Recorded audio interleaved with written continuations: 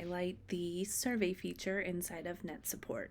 The icon to access a way to survey your students is the third icon that looks like a circle graph. When I access the circle graph icon, my view changes in that I see my students, demo student 1 and 2 here, and I have the option to ask a question that will give some immediate results in ways of a survey. So I may ask the question, "Are you well today?"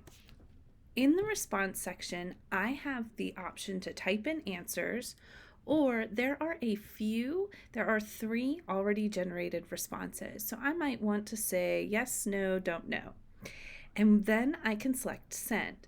Before I select send, in this way, neither of these students have check marks on them. So if I were to select send, this survey question will go to every student in the class.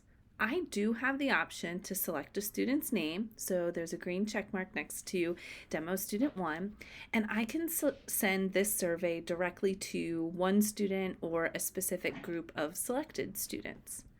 For today, I'm going to go ahead and select send and send this survey to each of my students in this class. As they answer, a check mark will appear beside their name and the survey results will change.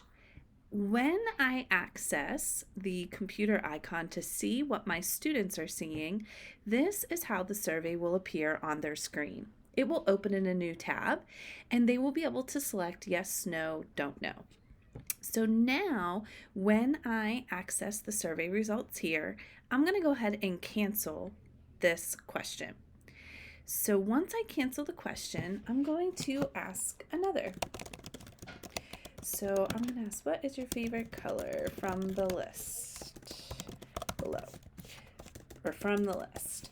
So if I want to enter in my own responses, you will separate them using a comma. So I might say blue, yellow, red. And then I can send that survey to the entire class. When I access the screens once again, and you can see that it has updated to the newer question.